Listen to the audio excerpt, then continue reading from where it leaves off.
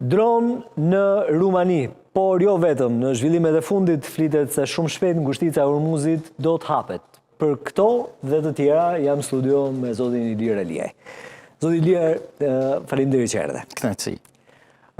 Paraprakisht doja të pyesja mbi detajet rreth hapjes së ngushticës. Kemi të bëjmë me një marrëveshje midis Iranit dhe Shtetet Bashkuara të Amerikës, sepse në the përpara se të futeshim në studio se tashmë po e kuvendojnë modalitetin. Akoma e pa firmosur, por sapo ka dalë në rrjetet sociale, në rrjetin social Truth Social të presidentit Trump, ka dalë ka publikuar një lajm dhe ai thotë që të dy palët do hapin ngushticën e Hormuzit, pra sepse të dy palët kanë bërë blokad dhe Irani nuk do ketë asnjëherë armë bërthamore.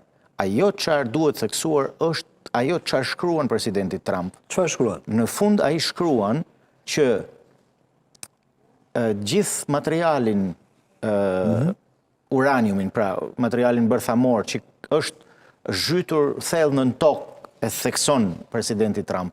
Pra le të kuptohet që bombardimi i qershorit të vitit të kaluar ka shkaktuar dëme të mëdha në programin bërthamor iranian, do trajtohet nga tre palë, nga Irani, Shtetet e Bashkuara dhe Agjencia Bërthamore Ndërkombëtare. Pra për herë të parë do fillojnë të punojnë së bashku. Është dakord Irani për këtë? Po me sa duket po. Tashti presidenti Trump së bashku me ndihmësit e tij ka hyrë në atë dhomën e situatave ose situation room si quhet, për të diskutuar detajet e tjera.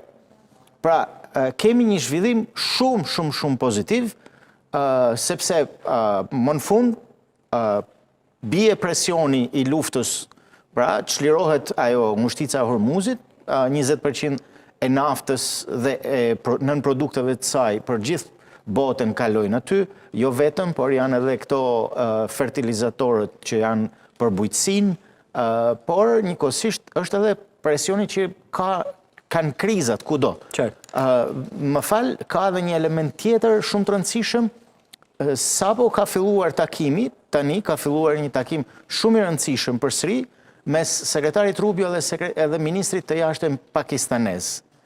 Ai ka qenë në Kombet e Bashkuara, por është kërkuar që të shkojë edhe në Washington për të takuar Rubion, dhe kjo është ajo çfarë po ndodh pra tani. Duken shumë optimist, amerikanët duken shumë optimist për ta mbyllur këtë çështje. Në rastin konkret ka ndikuar Pakistani, madhumendja, dhe negociatorët atje, nuk ka lidhje Kina në këtë ekuacion? Jo. Vizitat? Jo, nuk ka lidhje, është Pakistani i cili po e çon deri në fund këtë marrëveshje dhe zgjidh këtë krizë shumë të madhe ndërkombëtare. Zoti Eliaj, ne e dim, sidomos në marrëveshje të tilla, marrëdhënia është mjep t'jap, duke e vendosur në kontekstin e këtij konflikti që ka zgjatur për muaj.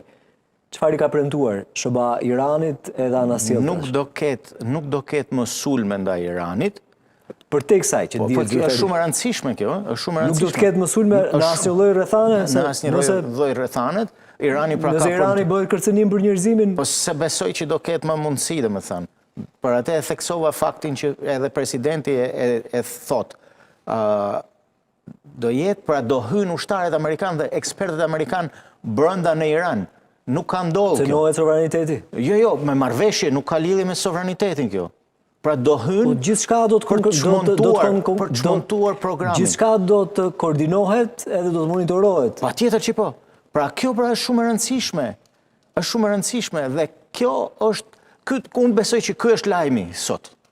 Qartë. Ky edhe çbllokimi i ngushticës Hormuzit. Nuk ka gjaza që të ndryshojnë minutë fundit? Nuk besoj. Kemi qenë shpesh në prag të marrëveshjeve, me sinjale pozitive. Derisa ai ka shkruar këtë, pra presidenti Trump ka shkruar këtë, po hyn në situation room.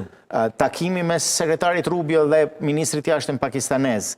Janë mbrëm darkë, zëvendës presidenti Vance tha jemi shumë afër firmosjes së marrëveshjes, pra unë besoj që jemi në një situatë ku po shkojmë drejt fundit të kësaj krize shumë të madhe ndërkombëtare. Çfarë ndodhi me Rumaninë? Medvedev tha, jemi në luftë, ndodh që edhe droni të bie në Rumani, po edhe në vende të tjera. Madje do të ketë edhe raste të tjera se pillat janë rrethana, thaj. Rusia është në një moment shumë kritik, janë shumë të lodhur nga lufta që kanë bërë në Ukrainë, kemi hyrë në vitin ka filluar viti 5, pra, i luftës, si nga pikpamja financiare, ushtarake, njerëzore në gjitha drejtimet, për herë të parë më 4 vitesh me 9 maj, pra me rastin e parades për 81 vjetorin e çlirimit, ose mundjes së nazizmit, presidenti Putin tha që duhet ta mbyllim luftën, dhe kjo është arsyeja sepse dhe kjo duket që është një lodhje e jashtëzakonshme, nuk ka më fuqi për të vazhduar, dhe janë ato momentet e fundit kur bëhen edhe budalliqe. Dhe kjo e Rumanisë, unë besoj që tani, ka qenë aksidentale apo ka dashur të provokojë, se kjo është dilema madhe. Duke marrë parasysh qëndrimin e Rusisë, ajo thotë, ne jemi në luftë, ndodh që kaloj ky droni edhe kufirin e Ukrainës edhe të shkojë në Rumani. Këtë nuk mund ta them. Mund të ketë edhe raste të tjera. Deri këtu është e logjikshme, ndërkohë që ka shumë të tjerë që thonë, po mundohet provokoj.